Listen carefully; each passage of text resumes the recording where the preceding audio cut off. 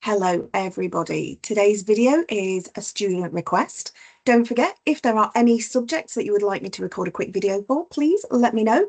More than happy to record a quick video on any of the subjects. Don't worry about asking about it. I'm always happy to do it. And it means that if you're struggling on a particular subject, other students may be too. So this particular video is all about comma usage. So rather than on the punctuation video where we go through all the different skills that are required for you to gain the top marks in the functional skills writing exams for punctuation, we sort of go over the most common comma usage. But in this video, I want to give you a little bit more in depth.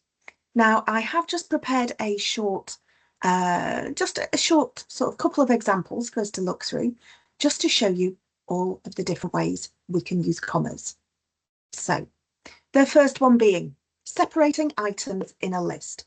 So if we are giving examples of more than one thing, in this case, 3 or more items, we're going to use commas between each item. It's because if we were saying, for example, for breakfast this morning, I had bacon and eggs and tomatoes and sausages and mush. It's repetitive. We don't need all of those ands. We can replace it with a short pause instead. This morning for breakfast, I had bacon, eggs, sausages, hash browns, mushrooms, and tomatoes. So we always just have that one and before that last item. After every other item, we replace the word and with a comma instead. So the example you should be able to see here on screen says, I bought apples, oranges, bananas, and pears. So in British English, the Oxford comma, the comma before the and, is usually not used unless it helps for clarity. Okay, so that's separating items in a list. If we look at the next example, number 2, after introductory words or phrases. So when we start a sentence with something like however, therefore, in the morning, yes, look at these examples. Naturally in human speech, we would say the word and just have a small pause. So think about that. Every time we have a comma, it's just that small break. It's that half a second wait. So however, I decided to stay at home. In the morning, we went for a walk. And yes, I agree with you. If we look at the third example on here, this is to separate clauses in a sentence. And if you're unsure on the difference between the types of clauses in a sentence, there is a video already on the YouTube channel that goes into much greater depth on that. So if we are adding to a simple sentence some added or extraneous information, we can use a comma to separate them. So I wanted to go out, but it was raining. So again, we just have that short pause just to separate them. So I wanted to go out is that simple sentence, that main independent clause. And the extra information is, but it was raining. So we separate those two bits with a comma. If the information can be removed without changing the meaning, so basically the but it was raining is just extra. The I wanted to go out still makes sense on its own. But the but it was raining doesn't make sense unless you've got more information around it. If you have a look at the second example on here, it says my brother, who lives in London, is a teacher. So you could just say my brother is a teacher. What they've done here is added extra information, but separated it with those commas, the who lives in London.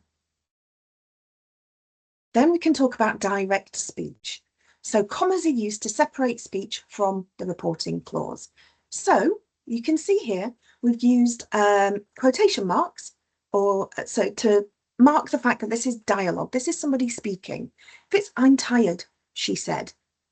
So the words that were spoken by this person are just I'm tired. And we separate that from the she said by using that small pause, that comma. He said, comma, we should leave now. So whenever we're talking about somebody talking, whenever we're putting somebody's dialogue in there and instructing how they did it when they did it, so she said, he said, things like that, we use a comma on there as well. Now the last one is one of my favorites, and I won't lie, I have a t-shirt with not quite this exact statement on it, but commas can change the meaning of a sentence, and in this case sometimes a comma is necessary to make the meaning clear. So the top one says, let's eat, Grandma, meaning grandma, we shall go and get something to eat. The second one without the comma says, let's eat grandma. We shall eat the person known as grandma. So that one comma changes it from we are eating with grandma to we are eating our grandma.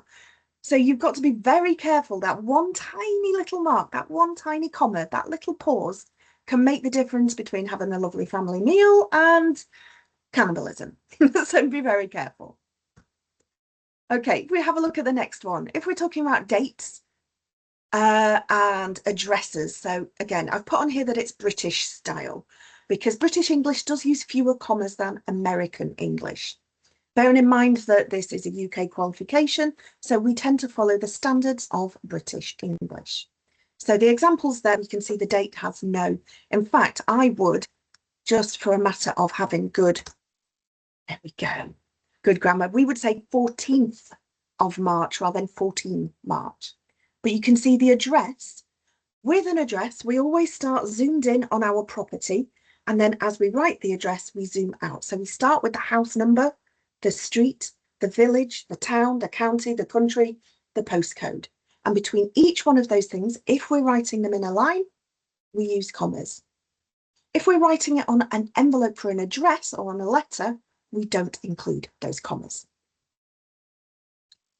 And then the last example we have on here, we use commas before question tags. So again, if we think about how we speak, where our natural pauses come in, if we were asking a question like this example, you're coming with us, aren't you? So the aren't you is a question, isn't it? So we just have that little pause between it. So if you think about when you're writing, say it out loud. In your exam, there is absolutely nothing to say. Bear in mind you are being recorded during your live exams. There is nothing wrong with reading your writing back to yourself and think, where do I need to pause? Not stop, not question, not exclaim or anything like that. When do I need to pause? When do I need to break up what I'm saying just by adding that little break? So that's it. That's a sort of in-depth look into the different ways that you can use commas in standard British writing. If, of course, you have any problems or questions, or you'd like some examples or some worksheets, please don't hesitate to get in touch. It's exactly what I'm here for. Other than that, if you have any requests for videos, please let me know. More than happy to do some for you. Thank you very much. Enjoy.